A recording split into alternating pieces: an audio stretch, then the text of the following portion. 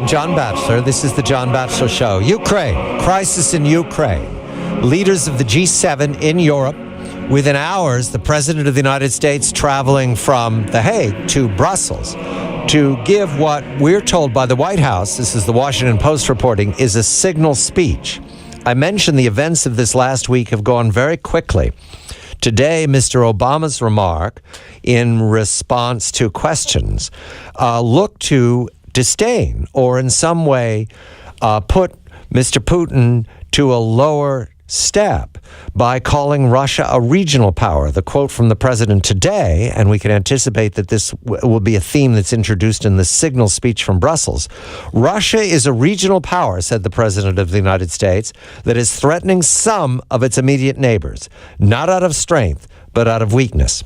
I welcome Professor Steve Cohen, Russian history at New York University. Steve, a very good evening to you. Many events, but I want to begin with what we're told will be a signal speech by the President of the United States within these next hours. What are you expecting, Steve, and what can you imagine Mr. Putin and the Kremlin and the Russian leadership is expecting? Good evening to you. If it's Tuesday, it must be John and Steve. Yes. I find it hard to imagine that Obama will say anything fundamentally new. The Western leaders, Obama being the paramount one, have, I think, already said too much. And much of what they've said hasn't turned out to be a policy, or at least an effective policy. They say they're going to punish Russia, that they're going to do this with sanctions. Russia was excluded from the G8 club, which is now G7, as it was when the Soviet Union existed.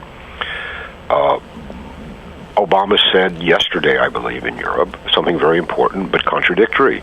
He said, we, the West, will not use military force to return the peninsula of Crimea, which Russia annexed last week, back to Ukraine. Well, I think that probably is recognizing reality. But he went on to say, and this was echoed in what you reported Obama saying today, that Russia is threatening its neighbors, and that therefore we, NATO, will mobilize our forces in defense of all these small countries in the Baltics and Central Europe. That's a bad thing to say, I think. But he said it, and I can't imagine he'll say anything more tomorrow, unless he really is going to... There's only two new things he could say that would have an impact. That he had managed to rally all the European countries to join him in unified sanctions, really harsh sanctions against Russia, financial. There's no evidence that they're willing to go that far. And the other would be that we're going to move troops, NATO troops, to the Polish West Ukrainian border. And as I said to you last week when we spoke, if Obama or NATO did that, we would begin to approach the Cuban Missile Crisis type of confrontation. Let me go over the sanctions, because there's some details here that are very difficult to see. It's what's not happening. The President of France, François Hollande, attending G7 at The Hague, along with Mr. Obama, and the Prime Minister of Great Britain, David Cameron, have been outspoken and very aggressive in their remarks, and their foreign ministers in their remarks towards Russia these last weeks. However, France has a pending warship sale to Russia. Two warships, and that sale has not been called off. In fact, Russia's responded very aggressively, saying, if you try to cancel this, you're going to owe us a lot of money, and Hollande is silent on that issue. I go to London because the banking advantages and the real estate advantages of Russian oligarchs are famous. They're actually infamous in London. And there's been no comment by the Chancellor of the Exchequer, Mr. Osborne, to in any way dislocate or elbow out or throw out the Russian oligarchs, even though most of Mayfair is unoccupied, to my understanding. It just has house servants there because that real estate is held as an asset by the Russian oligarchs. They've said nothing. So their bark, Steve, is far, far louder than their bite can be. Well, we may be observing something that maybe we didn't think about enough. The theorists of globalization, when it all started some 20 years ago, said that a interconnected world economically would be a very good thing. But we see now how it creates problems for foreign policy makers. As you point out, I mean, Obama says he's going to rally the Western countries into this financial boycott of Russia. But the Western countries are deeply invested in Russia. and that includes the United States. There's no evidence that the Ford Motor Company, PepsiCo, ExxonMobil, John Deere, these countries are deeply invested in Russia and profitably. And even more, if you look at their projections, they've invested this money to make money in the future. Ford hopes to sell hundreds of thousands of cars in Russia because of the growing consumer market. Take one other example. Somebody asked me today, what about ExxonMobil? It had an agreement with the previous Ukrainian government, Yanukovych, who was overthrown, to develop shale gas through fracking on the coast of Ukraine. What's going to happen to that contract? And the thought that passed through my mind is ExxonMobil has an even bigger, by 100-fold, agreement with Russia to explore for oil. I would guess that Putin will decide that ExxonMobil would say, do you mind if we go ahead in Ukraine? And he'll say yes or no. So we are now in a world where the power of the leaders, the political leaders, is constrained. Now, this may be a good or a bad thing, but you're seeing the reality.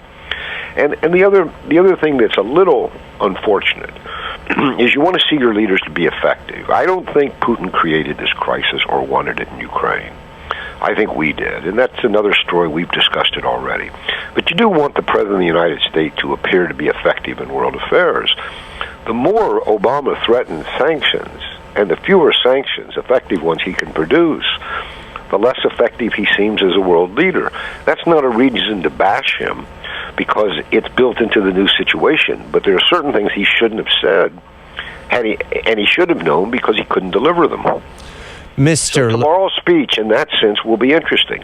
I mean, will it be rhetorical? Excuse me for interrupting you, John. Will it be rhetorical in the sense that he will make threats or make a policy toward Russia to punish Russia that he can't deliver?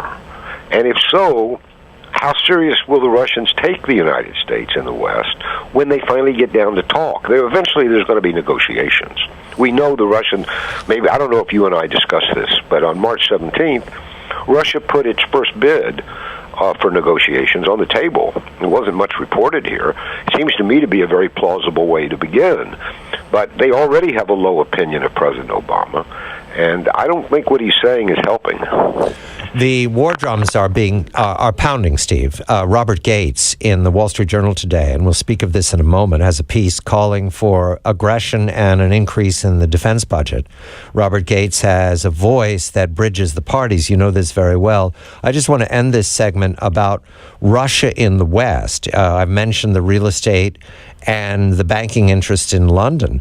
But here in New York, I want the rest of the country to understand this, Steve. We have a Russian oligarch, Prokhorov, who owns an NBA team, the Brooklyn Nets. And this last week, he said that he was going to relocate. It's a U.S.-based company that owns the Nets. He was going to relocate the ownership of the Nets to Russia. I presume he means that he's going to move the LP to Russia. The holding company. The holding company. But what's significant here is that he is doing apparently what Mr. Putin wants him to do. How so, Steve? Do we have time? Yes, go ahead. Because this is a very important aspect of what's going on.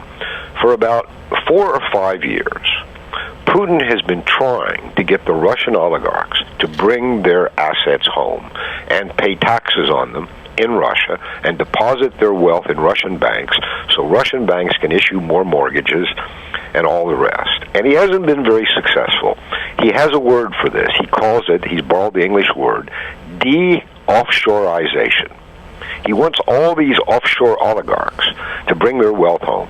And they didn't much do it. But now they're racing home because they're afraid their assets will be frozen in the West if these sanctions go into effect. And Prokhorov, who owns the Brooklyn Nets, is a classic example.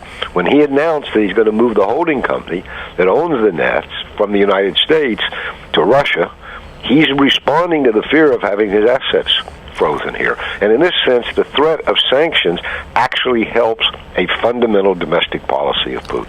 I'm speaking to Professor Steve Cohen of Russian history at New York University. When we come back, Robert Gates calling for Western investment in Russia to be curtailed, also obviously following through that Russia should be expelled from more than just the G8 forum, and that the U.S. defense budget should be restored to the level prior because of the aggression of Russia. That is war drum talk.